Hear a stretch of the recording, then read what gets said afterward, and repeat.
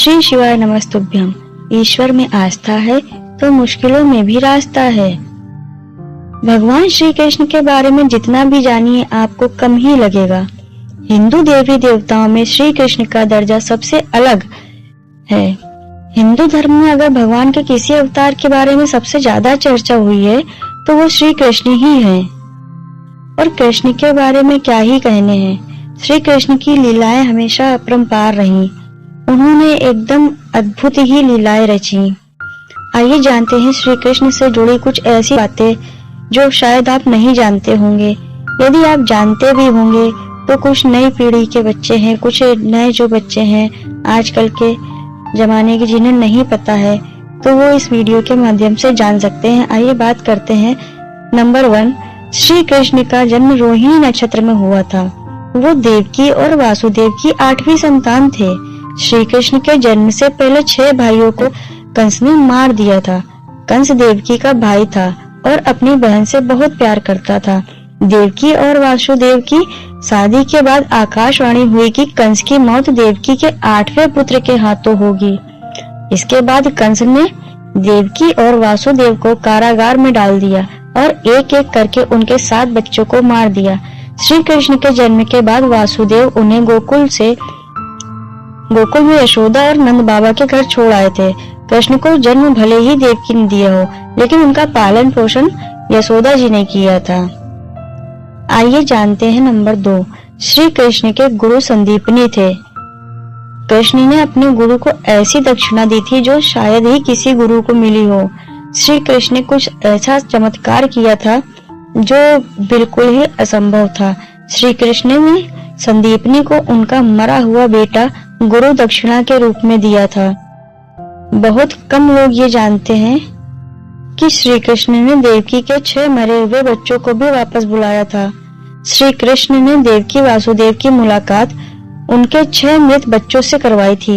यह 6 बच्चे हिरण्याकश्यप के पोते थे और एक शाप में जी रहे थे।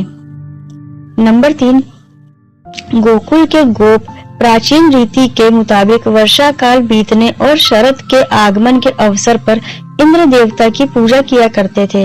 इनका विश्वास था कि इंद्र की कृपा के कारण बारिश होती है, जिसके परिणाम स्वरूप पानी बरसता। जब श्री कृष्ण ने इंद्र की पूजा के लिए रोका लोगों को तो क्या हुआ था कि इंद्र भगवान जो थे वो नाराज हो गए थे। तो उन्होंने इतनी ज्यादा वहां पर बारिश करी कि जिससे कि उस गांव में हाहाकार मच गया। वहां पर जितने भी लोग रहते थे उन सबकी रक्षा करी और गोवर्धन पर्वत को उठा करके उसके नीचे सभी को बुला लिया और सारे गौओं, गोपिकाओं और गोप की रक्षा करी। जब ही इससे क्या हुआ कि इस प्रकार इंद्र पूजा के स्थान पर अब गोवर्धन पूजा की स्थापना हो गई। नंबर 4, द्रौपदी चीरहरण के समय उनकी साड़ी श्री कृष्ण ने बढ़ा दी थी। ये तो सबको पता है, लेकिन इसके पीछे की पूरी कहानी बहुत कम लोग जानते हैं। जब श्री कृष्ण ने शिशुपाल का वध अपने सुदर्शन चक्र से किया था ना, तब उनकी उंगली थोड़ी सी कट गई थी। उस समय द्रौपदी ने अपनी साड़ी के पल्ला फाड़कर श्री कृष्ण की उंगली बांध दिया था। तब श्री कृष्ण ने उनसे कहा था कि द्रौपदी, मैं तुम्हारे एक एक सूत का कर्ज उतारूंगा। और तभी श्री कृष्ण ने आकर वहां पर द्रौपदी की रक्षा करी थी। नंबर 5, श्री कृष्ण की 16,108 पत्नियां थी, जिनसे 8 उनकी रानियां थी। 16,108 पत्नियां थी, जिनमें 8 जो थी वो उनकी रानियां थी। 8 रानियों से श्री कृष्ण के 80 बच्चे थे। श्री कृष्ण की पत्नी रुक्मिणी को लक्ष्मी का अवतार माना जाता है। सभी 8 रानियों के 10-10 पुत्र थे। नंबर 6, श्री कृष्ण और बलराम की बहन सुभद्रा थी। सुभद्रा वासुदेव और रोहिणी की बेटी थी। बलराम उनकी शादी दुर्योधन से कराना चाहते थे, जबकि रोहिणी और बाकी लोग ऐसा नहीं चाहते थे। इस स्थिति से बचने के लिए श्री कृष्ण ने अर्जुन को सुभद्रा का अपहरण करने की सलाह दी। इतना ही नहीं, श्री कृष्ण ने सुभद्रा से कहा कि वो रथ की कमान संभालेंगी, जिससे यह अपहरण न लगे। नंबर 7, श्री कृष्ण के साथ भले ही राधा का नाम हमेशा से जुड़ा सुनाई दिया हो, लेकिन क्या आप जानते हैं कि किसी भी धर्म ग्रंथ में राधा का जिक्र तक नहीं आता है।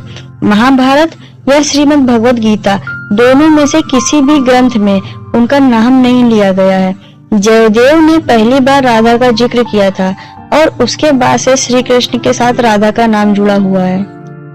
एकलव्य, जिसने द्रोणाचार्य को अपना अंगूठा गुरु दक्षिणा में काट कर दे दिया था, उसका संबंध भी श्री कृष्ण से था।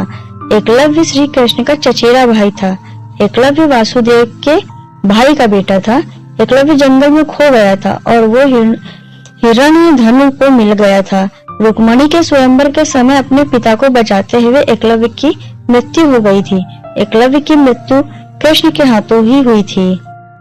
नंबर 9, क्या आप जानते हैं अर्जुन अकेला ऐसा इंसान नहीं था जिसने श्री कृष्ण के मुंह से सबसे पहली बार गीता का सार सुना था। अर्जुन के साथ हनुमान जी और संजय ने भी गीता का सार सुना था।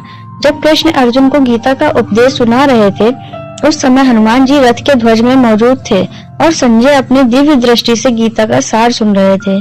तो ये थी कुछ बातें श्री कृष्ण से जुड़ी हुई, जिनको जानकर शायद आपको अच्छा लगा हो।